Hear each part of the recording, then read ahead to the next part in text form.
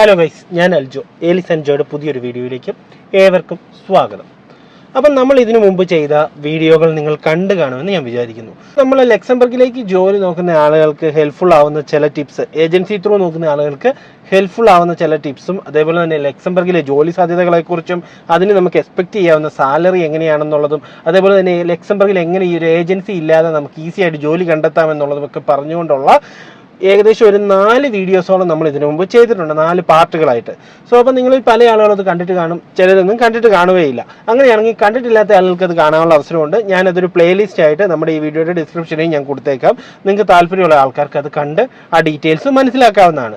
അപ്പോൾ ഇന്നത്തെ വീഡിയോയ്ക്കകത്ത് നമ്മൾ പറയുന്നത് ഇതിനു മുമ്പ് നമ്മൾ ചെയ്ത ഏജൻസികളെ നല്ല ഏജൻസികളെ എങ്ങനെ കണ്ടുപിടിക്കാം, അതേപോലെ തന്നെ എങ്ങനെ നമുക്കൊരു ജോബ് ഓഫറിനെ വെരിഫൈ ചെയ്യാം, ഇങ്ങനെയുള്ള കാര്യങ്ങളെല്ലാം നമ്മൾ ഡീറ്റെയിൽ ആയിട്ട് പറഞ്ഞിട്ടുണ്ട് അല്ലേ.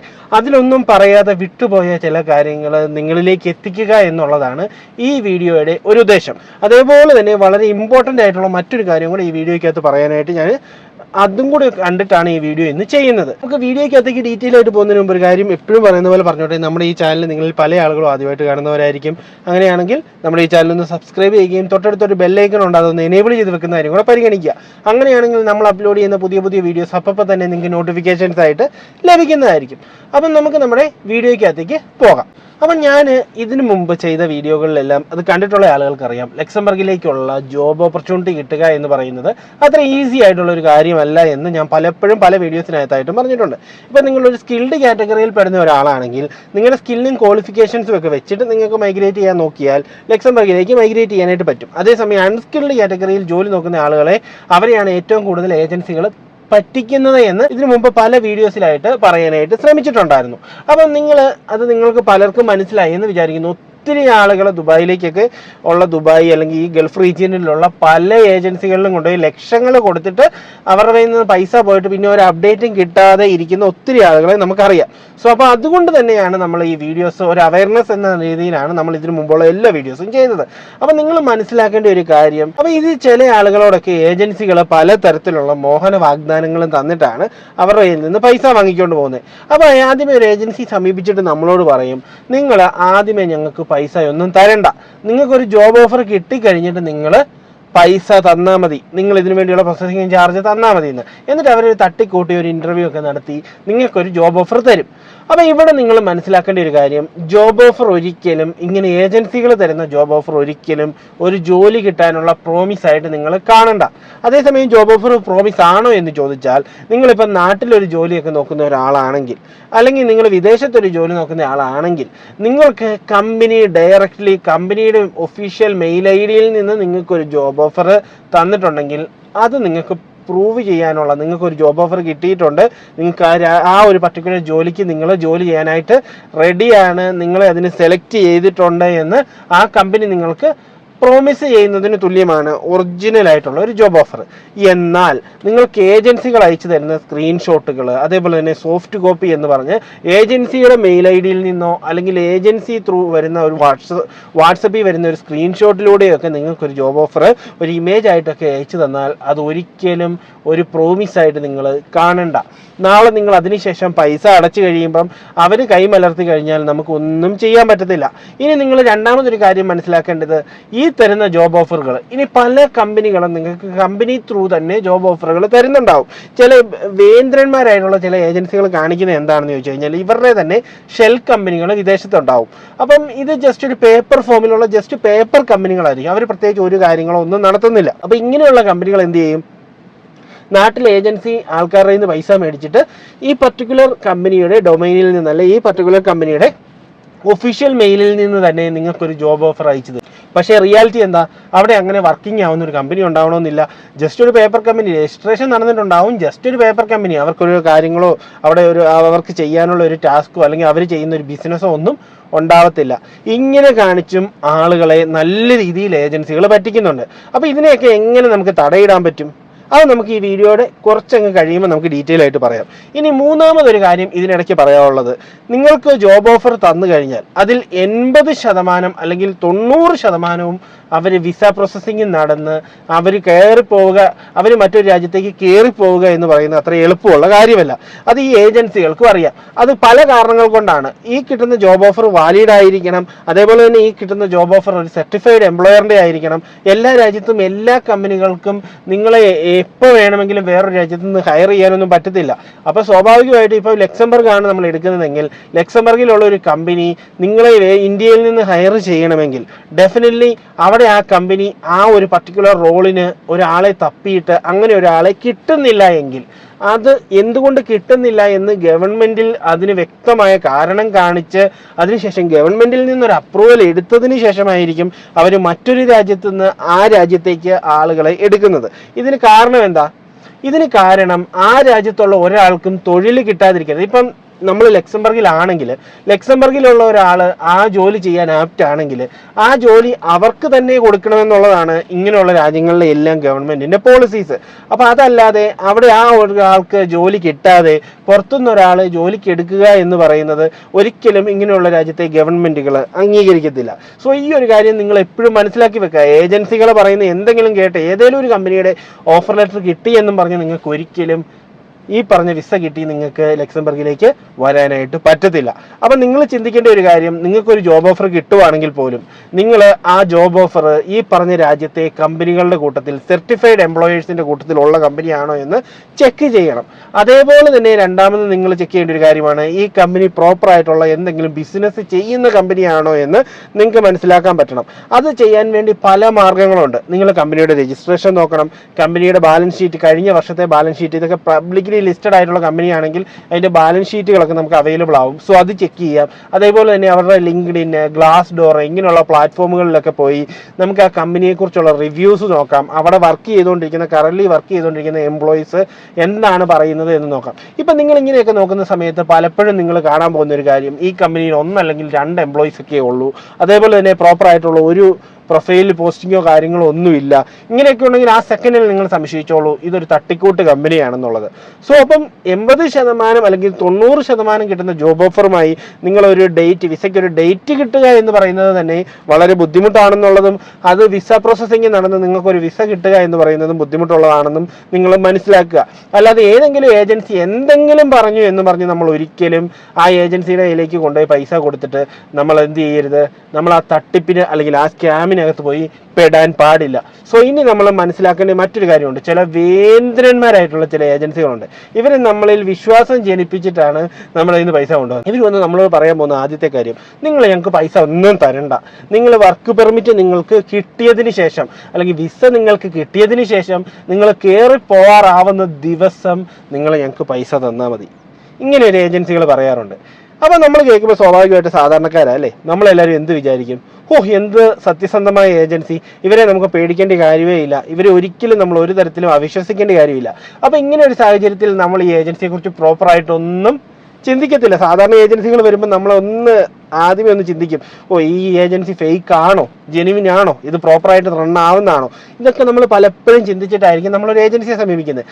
പക്ഷേ ഇങ്ങനെ പറയുന്ന ഏജൻസികൾ എന്തായിരിക്കും, അവരെക്കുറിച്ച് നമ്മളൊന്നും ചിന്തിക്കുക. കാരണം നമ്മൾ അവർക്ക് പൈസ കൊടുക്കുന്നില്ല. നമുക്ക് വർക്ക് പെർമിറ്റ് കിട്ടിക്കഴിഞ്ഞിട്ട് നമുക്ക് നമ്മുടെ പാസ്പോർട്ടിൽ നമുക്ക് വിസ കിട്ടിക്കഴിഞ്ഞിട്ട് നമ്മൾ പോയിട്ട് പൈസ കൊടുക്കുന്നതിന് ആർക്കെങ്കിലും പേടിക്കേണ്ട കാര്യമുണ്ടോ? അപ്പോൾ ഇങ്ങനെ വരുമ്പോൾ സ്വാഭാവികമായിട്ടും നമ്മൾ ആ ഏജൻസിയെക്കുറിച്ച് ഒന്നും അന്വേഷിക്കാൻ പോകുന്നില്ല.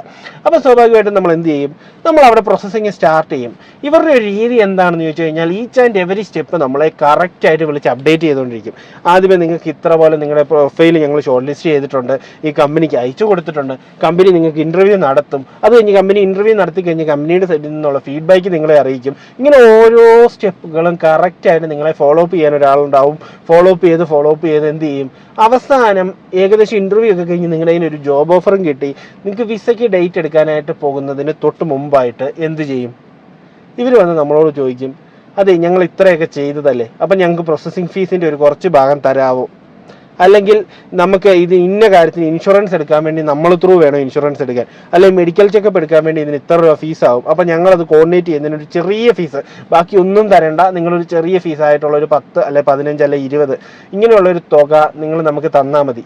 ഇങ്ങനെയൊക്കെ പറഞ്ഞ് നമ്മുടെ കയ്യിൽ നിന്ന് ആ സമയത്ത് ഈ പൈസ വാങ്ങാൻ ശ്രമിക്കും. ആ സമയത്ത് നമ്മുടെ ഒരു ചിന്താഗതി എന്താ, നമ്മൾ ഈ ഒരു 2-3 മാസത്തോളമായിട്ട് ഇവരെ നമ്മൾ ട്രസ്റ്റ് ചെയ്യുക. ചിലപ്പോൾ 6 മാസം 7 മാസത്തേക്ക് പ്രോസസ്സിങ് ആയിരിക്കും. ഈ സമയത്തെല്ലാം നമ്മളെ കണ്ടിന്യൂസ് ആയിട്ട് ഇവർ വിളിക്കും, നമ്മുടെ എല്ലാ കാര്യങ്ങളും ടേക്ക് കെയർ ചെയ്യും.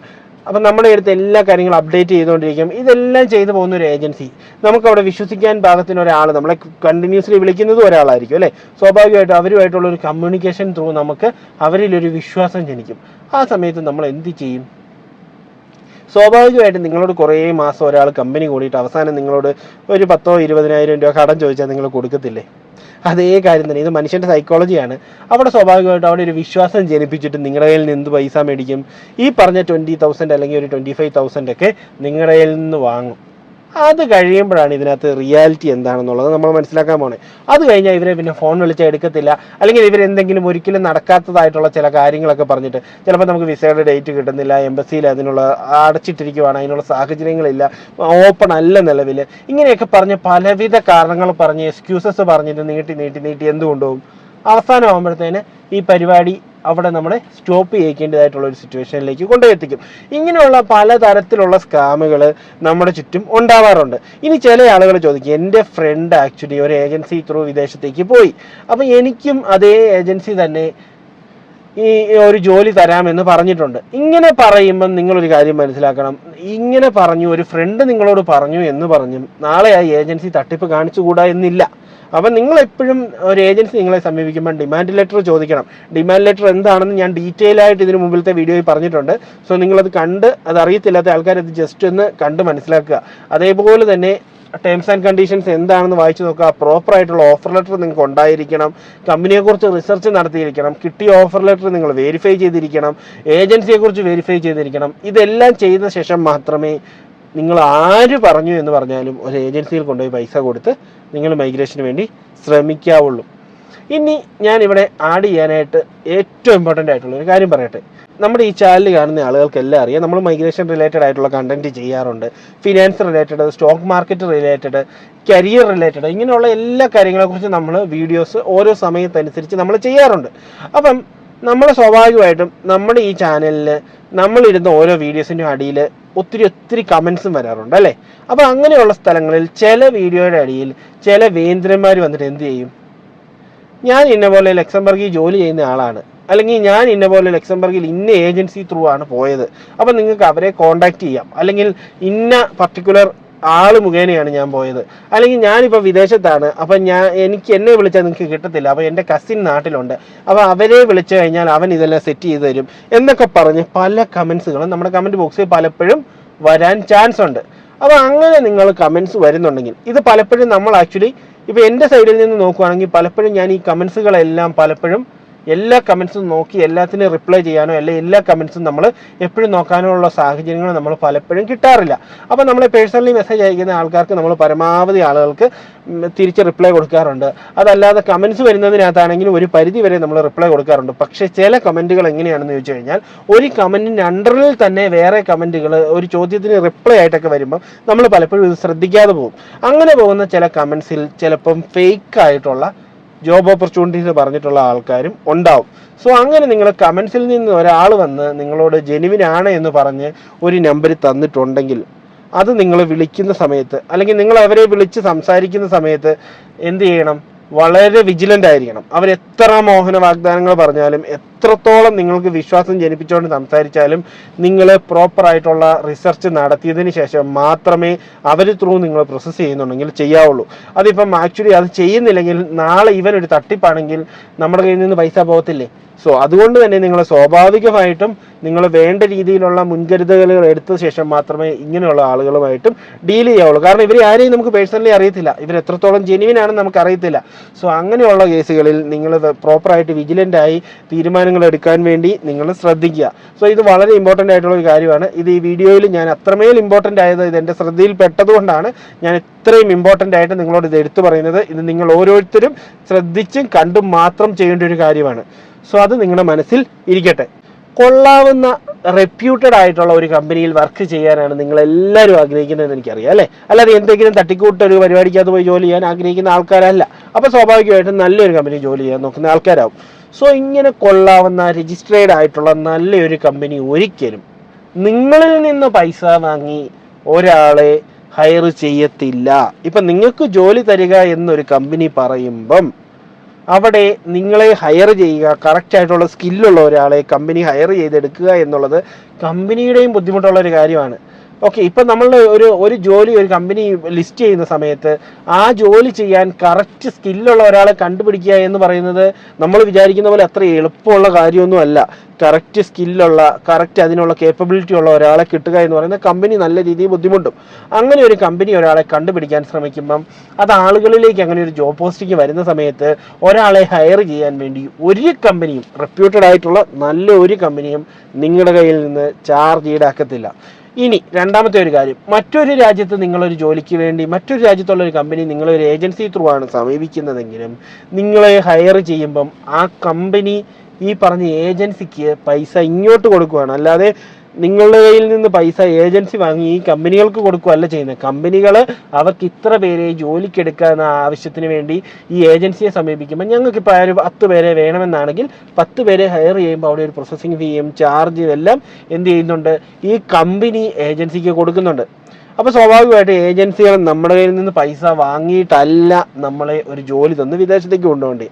അവിടെയാണ് ഇതിനകത്തെ കുടുക്ക്. പക്ഷേ ഇവരെന്ത് ചെയ്യും, ഏജൻസികൾ ഇങ്ങനെയുള്ള കമ്പനികളുടെ കയ്യിൽ നിന്നും പൈസ വാങ്ങും, നമ്മുടെ കയ്യിൽ നിന്നും പൈസ വാങ്ങും.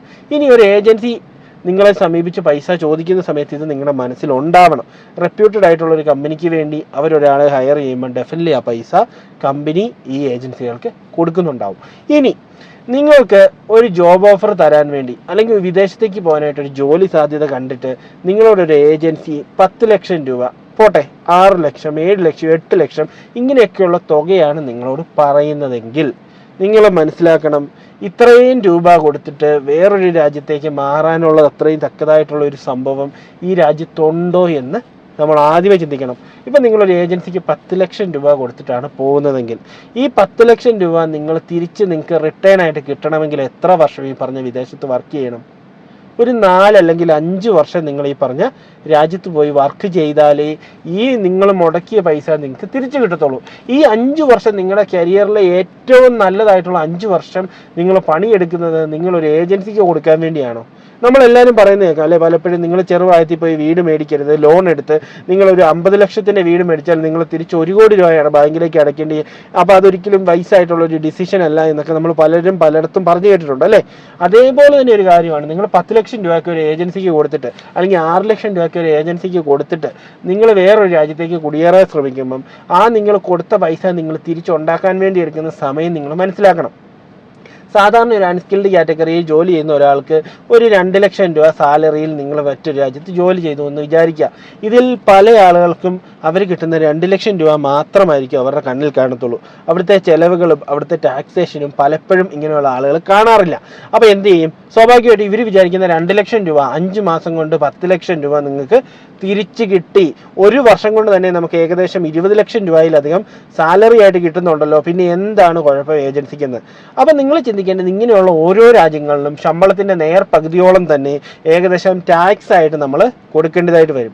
2 ലക്ഷം രൂപ കിട്ടുന്നവൻ അതിനകത്തുനിന്ന് ഒരു 90,000 രൂപ അല്ലെങ്കിൽ 80,000 രൂപ ടാക്സ് കൊടുത്തിട്ട് ബാക്കി കിട്ടുന്ന 1/10 കൊണ്ട് വേണം അവിടെ ജീവിക്കാൻ.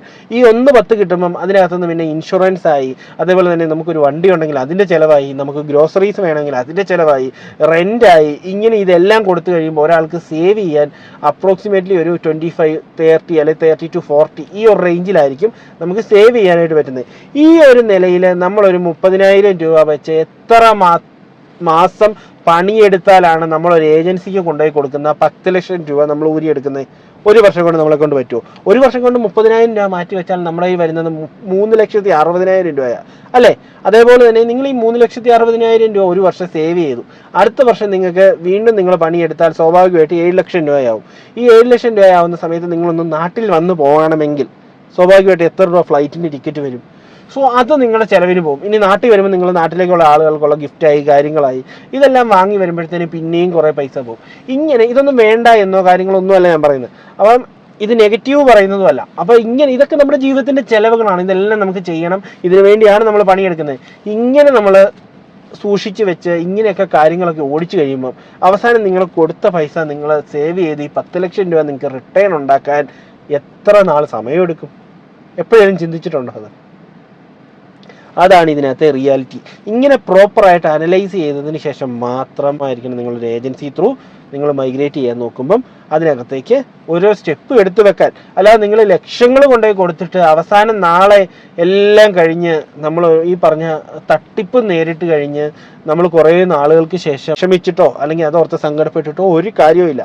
അതേപോലെ തന്നെ ചില ആളുകൾ ഈവൻ ഒരു ജോബ് ഓഫർ കിട്ടുമ്പോൾ തന്നെ തട്ടിപ്പായിട്ട് പോക്ക് നടക്കാതെ വരുന്നുണ്ട്. ചില ആളുകൾ ഇനി പോകുന്ന ആളുകളുടെ കാര്യമാണ്, ഏജൻസി ത്രൂ പോകുന്ന ആളുകളുടെ കാര്യമാണ് ഈ പറയുന്നത്. അപ്പോൾ ഇത് രണ്ട് രീതിയിലും നമുക്ക് സംഭവിക്കാം. അപ്പോൾ എപ്പോഴും നമ്മൾ ഏജൻസി വെച്ച് നമ്മൾ പോകാൻ നോക്കുമ്പം വളരെ വിജിലൻ്റ് ആയിട്ട് മാത്രമേ കാര്യങ്ങൾ നീക്കാവുള്ളൂ. ഇനി ഞാൻ ഇതിനകത്ത് പറയാൻ പോകുന്നത് ഏറ്റവും പെട്ടെന്ന് തട്ടിപ്പിന് ഇരയാവാൻ പോകുന്ന ചില ആളുകളാണ്. അതിനകത്ത് ഫസ്റ്റ് കാറ്റഗറി ഓഫ് ആൾക്കാരാണ് എങ്ങനെയെങ്കിലും എനിക്ക് യൂറോപ്പിൽ എത്തിയാൽ മതി, ഞാൻ സെറ്റ് ആയിക്കോളും, ഇങ്ങനെ വിചാരിക്കുന്ന ആളുകളെയാണ് ഏറ്റവും കൂടുതൽ ഏജൻസികൾ തട്ടിപ്പിലേക്ക് കൊണ്ടെത്തിക്കുന്നത്. ഇവരുടെ പ്രത്യേകത എന്താ? ഇവർക്ക് പ്രോപ്പറായിട്ടുള്ള ഒരു സ്കിൽ സെറ്റോ അല്ലെങ്കിൽ ഒരു മേഖലയിൽ നിന്നുള്ള വർക്ക് എക്സ്പീരിയൻസോ കാര്യങ്ങളോ ഒന്നും പലപ്പോഴും ഉണ്ടാവാറില്ല. ഇവർ പലപ്പോഴും സ്വിച്ച് ചെയ്ത് ഒരു ജോലിയിൽ നിന്ന് അടുത്ത ജോലിയിലേക്ക് സ്വിച്ച് ചെയ്യും. അത് ഇപ്പോൾ ഒരു മേഖലയിൽ വർക്ക് ചെയ്യുന്ന അതുമായിട്ട് ഒരു ബന്ധമില്ലാത്ത മറ്റൊരു മേഖലയിലായിരിക്കും ഇവർ നാട്ടിൽ ജോലി ചെയ്തിരിക്കുന്നത്. അങ്ങനെ ഒരു കുറച്ച് നാൾ ജോലിയൊക്കെ ചെയ്തതിന് ശേഷം എങ്ങനെയെങ്കിലും ഞാൻ യൂറോപ്പിൽ എത്തിയാൽ അപ്പം ഞാൻ സെറ്റായി എന്ന് വിചാരിക്കുന്ന ആൾക്കാരെ ആയിരിക്കും ഏറ്റവും ആദ്യം എന്ത് ചെയ്യുന്നത്, ഏജൻസികൾ നോട്ടമിടുന്നതും അവരെ ആയിരിക്കും ഏറ്റവും കൂടുതൽ പറ്റിക്കുന്നത്. അപ്പോൾ ഇവരെന്ത് ചെയ്യും? ഇവരെ സമീപിക്കുമ്പോൾ നാളെ തന്നെ എനിക്ക് യൂറോപ്പിൽ ചെല്ലാം, ഞാൻ നാളെ തന്നെ സെറ്റിലായി, യൂറോപ്പിൽ ചെന്ന് കഴിഞ്ഞാൽ പിന്നെ ഒന്നും നോക്കണ്ട, ഞാൻ സെറ്റായി എന്ന് വിചാരിച്ച് ഇവർ ഇവിടുന്ന് എല്ലാം മേടിക്കാവുന്നവരിൽ നിന്നെല്ലാം മേടിച്ചും ഇവരുടെ കയ്യിൽ എന്തെങ്കിലും ഇച്ചിരി നീക്കിയിരിപ്പുണ്ടെങ്കിൽ അതും കൊണ്ടുപോയി ഈ ഏജൻസിക്ക് കൊടുക്കും. ഏജൻസി ഇവരെ പറ്റിച്ച് സ്ഥലം വിടും. അപ്പോൾ എന്ത് സംഭവിക്കും? ഇവരുടെ പൈസ പോകും. രണ്ടാമത്തെ ഒരു കാറ്റഗറി ഓഫ് ആൾക്കാരാണ് നമ്മുടെയൊക്കെ സെർച്ച് ഹിസ്റ്ററി. നമുക്കെല്ലാം അറിയാം അല്ലേ, ഇന്നത്തെ സോഷ്യൽ മീഡിയകളെല്ലാം വർക്ക് ചെയ്യുന്നത് നമ്മുടെ സെർച്ച് ഹിസ്റ്ററിയാണ്. ഇപ്പം നമ്മൾ ഇന്റർനെറ്റിനകത്ത് എന്ത് സെർച്ച് ചെയ്താലും കുറച്ചു നേരം കഴിയുമ്പോഴത്തേന് അതിൻ്റെ ബേസ്ഡ് ആയിട്ടുള്ള പരസ്യങ്ങൾ വരുന്നതായിട്ട് നമുക്ക് കാണാം. അതേപോലെ തന്നെ കുറച്ചു നേരം നമ്മൾ ഇപ്പം എന്തെങ്കിലും ഒരു റിലേറ്റഡ് ആയിട്ടുള്ള സംഭവം നമ്മളിപ്പോൾ ഇൻസ്റ്റാഗ്രാം ആവട്ടെ ഫേസ്ബുക്ക് ആവട്ടെ ഇങ്ങനെയുള്ള പ്ലാറ്റ്ഫോമിലൊക്കെ നമ്മൾക്ക് ഇഷ്ടപ്പെട്ട റിലേറ്റഡ് ആയിട്ടുള്ള കണ്ടന്റുകളായിരിക്കും നമുക്ക് വരുന്നത്. ഇപ്പോൾ ഒരാൾക്ക് രാഷ്ട്രീയം ഇഷ്ടപ്പെട്ട ഒരാൾക്ക് രാഷ്ട്രീയം റിലേറ്റഡ് ആയിട്ടുള്ള കണ്ടന്റ് ആയിരിക്കും വരുന്നത്. ബിസിനസ് ഇഷ്ടപ്പെട്ട ഒരാൾക്ക് ബിസിനസ് റിലേറ്റഡ് ആയിട്ടുള്ള കാര്യങ്ങളായിരിക്കും വരുന്നത്.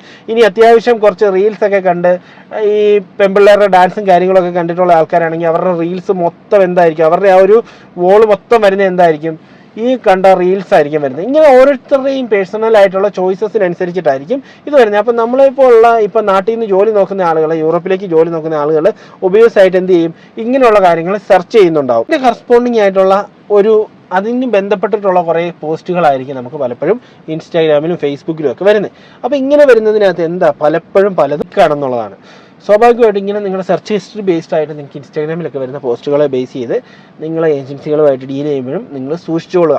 അപ്പോൾ ഒരിക്കലും നിങ്ങൾ ഇങ്ങനെയുള്ള ആൾക്കാരെല്ലാം പുറത്തുനിന്ന്, മിക്കവാറും ഇങ്ങനെയുള്ള ഏജൻസികൾ പുറത്തുനിന്നായിരിക്കും. നമ്മുടെ നാട്ടിൽ നിന്നുള്ള ഏജൻസികൾ പറയുന്നതിനേക്കാൾ വളരെ തുച്ഛമായ ഫീസൊക്കെ പറഞ്ഞിട്ടായിരിക്കും ഇവർ നമ്മുടെ അടുത്തുനിന്ന് വരുന്നത്. നിങ്ങൾ ഒരാളുടെ കയ്യിൽ നിന്ന് ഒരു 5000 രൂപ വെച്ച് ഫീസ് മേടിച്ചിട്ട് അങ്ങനെ ഒരു 5000 പേരുടെ നിന്ന് മേടിച്ചാൽ തന്നെ ഏജൻസിക്ക് കിട്ടുന്ന തുക എത്രയാണെന്ന് നിങ്ങൾ ചിന്തിച്ചിട്ടുണ്ടോ? അപ്പോൾ ഇതാണ് ഇവരുടെ ലാഭം. സോ അതുകൊണ്ട് തന്നെ നിങ്ങൾ എപ്പോഴും അങ്ങനെയുള്ള ഏജൻസികളുമായിട്ട് ഡീൽ ചെയ്യുമ്പോഴും വളരെ സൂക്ഷിച്ച് മാത്രം കാര്യങ്ങൾ ഡീൽ ചെയ്യുക. നമുക്കിതൊക്കെ പറയാനേ പറ്റുള്ളൂ. ഓരോരുത്തരും അവരവരുടെ പ്രിഫറൻസസിനനുസരിച്ചിട്ടാണ് പെരുമാറുന്നത്. ഇപ്പം ഞാനിത് പറഞ്ഞു, അല്ലെങ്കിൽ വേറൊരു ഇൻഫ്ലുവൻസർ അല്ലെങ്കിൽ വേറൊരു യൂട്യൂബർ വേറൊന്ന് പറഞ്ഞു, ഇങ്ങനെയൊക്കെ പറഞ്ഞതെന്ന് പറഞ്ഞാലും നമ്മുടെ എല്ലാം ആത്യന്തികമായിട്ടും നമ്മുടെ ചിന്തയ്ക്കനുസരിച്ചും നമ്മുടെ തോന്നലുകൾക്കനുസരിച്ചിട്ടുമാണ് നമ്മൾ പ്രവർത്തിക്കുന്നത് അല്ലേ.